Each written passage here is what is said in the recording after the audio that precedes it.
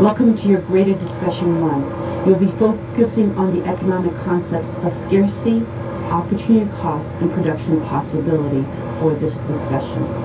First, look at the definition of scarcity. Try to understand, what does scarcity mean? Take this concept, this definition, and apply it to your life. Where do you experience scarcity? Who experiences scarcity? Then, look at scarcity in relation to resources. What countries have scarce resources in these areas? Who in the world is number one? Who has the most land resource? What countries have the most labor? What countries invest highly in human capital and physical capital? And what do they give up by making this investment? And then what country has the most entrepreneurship? Think about this. Think about these resources and the concepts of scarcity when you have scarce resources, and how this affects the society's standard of living. Then there are the economic concepts of opportunity cost. Realize that when you have a scarce resource, it usually means you have to make a choice. What are some of the costs of making those choices? Distinguish between a hard cost, right? A hard cost versus an opportunity cost. What is the difference between these two? And then realize how we're going to measure choices made is through marginal analysis. So how do you weigh benefits versus costs? Think about those ideas. Next, we're going to look at the idea of production.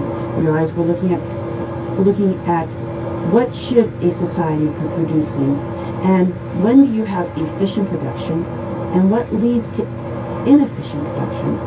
Why would you not be using your resources efficiently? Realize that when we look at production and efficiencies, we're looking at how do we use those resources we just talked about and put those resources to use. So if we look at a farmer, right? A farmer can decide they're going to use their land and maybe only produce beans.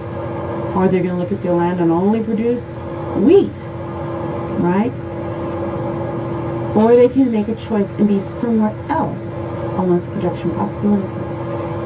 But what if they're operating point A here?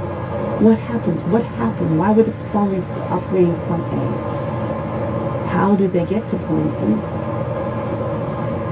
And then about opportunity costs. What's the difference between being at point F versus being at point G?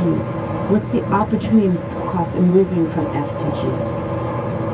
So when you look at a production possibility curve, we need to think about the ideas of why. Why is the production possibility curve outward, got outward?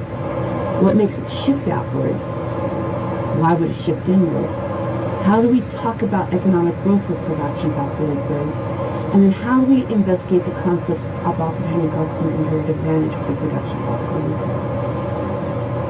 Finally, let's think about the classical example used by economists of the trade-off between guns versus butter. And I realize butter, the word butter is not showing up here, but realize if we use the concept of butter, right, and butter's on this axis, right off butter, so this is butter, red meat very badly, and on the other axis is guns. Realize a country can be producing inefficiently. Think of World War II. Think of now. Are we on our production possibility curve right now? But before World War II, how far in are we on our production possibility curve? How far in was the U.S.? Versus getting to the war, which maybe we got more here, right? Here at point, not really on the curve. And that what caused them was to get to point C. Think of that. Think about the trade-off we give. What do we give up? Currently, what are we giving up by not producing on our production possibility curve? And how do we get to on our production possibility curve? Realize with unemployment, you can't be on the curve. With unemployment, you are inside the curve because labor resource is not being used efficiently. So think about this. Think about the trade-offs we make when we go to war. What do we give up? And finally, any other ideas you want to add to this discussion? What other ideas come about when you think about resources and allocating them efficiently? How do we work at allocating resources efficiently?